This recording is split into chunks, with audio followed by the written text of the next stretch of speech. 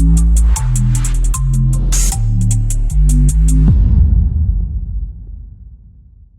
મોટા વરાછા વિસ્તારમાં આવેલ અનાદિ શ્રી કૃષ્ણ નારાયણ મંદિરે ગુરુ પૂર્ણિમા મહોત્સવનું આયોજન કરવામાં આવ્યું। એમાં મોટી સંખ્યામાં ભાવિ ભક્તો ઉપસ્થિત રહ્યા અને ગુરુ પૂર્ણિમા મહોત્સવનો લાભ લીધો। આજે ગુરુ પૂર્ણિમા છે અને ગુરુ પૂર્ણિમા નિમિત્તે શિષ્યો પોતાના ગુરુને પૂજવા માટે જતા હોય છે। ત્યારે સુરતના મોટા વરાછા વિસ્તારમાં આવેલ ભગવાન અનાદિ શ્રી કૃષ્ણ નારાયણ મંદિર ખાતે ગુરુ પૂર્ણિમા મહોત્સવનું આયોજન કરવામાં આવ્યું હતું। વહેલી સવારે ભગવાનની આરતીથી મહોત્સવની શરૂઆત કરવામાં આવી હતી, જેમાં જય શ્રી હરિ શરણાગતિ મંડળ ટ્રસ્ટ દ્વારા તમામ કાર્યક્રમનું આયોજન કરવામાં આવ્યું હતું। આ કાર્યક્રમમાં મોટી સંખ્યામાં ભાવિ ભક્તો ઉપસ્થિત રહ્યા હતા, જેમાં ખાસ ગુરુ પૂજનનો કાર્યક્રમ રાખવામાં આવ્યો હતો। સાથે ધૂન ભજન કીર્તનની રમઝટ બોલાવી હતી અને મહાપ્રસાદનું પણ આયોજન કરવામાં આવ્યું હતું। ગુરુ પૂર્ણિમા મહોત્સવ ખાતે ભગવાન અનાદિ શ્રી કૃષ્ણ નારાયણ મંદિર ખાતે મોટી સંખ્યામાં ભાવિક ભક્તો ઉપસ્થિત રહ્યા હતા અને ગુરુ પૂજન કરીને ભગવાનના આશીર્વાદ મેળવીને ધન્યતાનો અનુભવ કર્યો હતો। સાથે જ તમામ ભાવિ ભક્તોએ મહાપ્રસાદ લઈને ભગવાનને જય જયકાર કર્યો હતો। કેમેરામેન સેનિલ વિરાણી સાથે વિશાલ છેઠા, માનવ પ્રભા ન્યૂઝ, સુરત।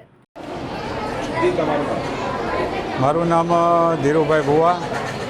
અમે શ્રી હરિ શરણાગતિ મંડળ મોટા વરાછા આજે અનાદિ શ્રી કૃષ્ણ પરમાત્માની કૃપાથી ગુરુ પૂર્ણિમાનું પૂજન, ધૂન ભજન કીર્તનનું આયોજન કરવામાં આવેલું છે।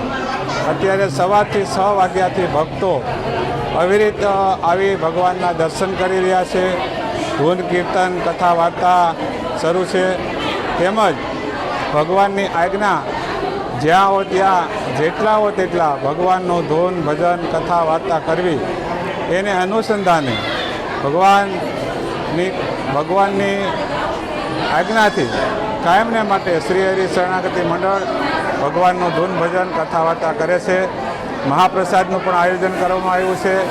અત્યારે અંદાજે 7,000 ભક્તો ભગવાનનો મહાપ્રસાદ લઈ અને રાજીપો લઈ રહ્યા છે। કાયમને માટે આ મોટા વરાછા મંદિરમાં દરેક ઉત્સવો ઉજવવામાં આવે છે। કૃષ્ણ જન્માષ્ટમી, રામનવમી, હનુમાન જયંતિ, પ્રગટ ભગવાન અનાદિ કૃષ્ણનારાયણની જયંતિ, જે કાંઈ હિન્દુ ધર્મના તહેવારો આવે છે આ મોટા વરાછા મંદિરે ખૂબ ધામધૂમથી ઉજવવામાં આવે છે। ભક્તો પધારે છે અને ભગવાનના ભક્તો રાજી થાય છે। અમારા વિડીયોની નવી અપડેટ મેળવવા માટે સબસ્ક્રાઇબ કરો માનવ પ્રભા ન્યૂઝ ચેનલને, બેલ આઇકન ક્લિક કરો લેટેસ્ટ વિડીયો સૌથી પહેલા મેળવવા માટે।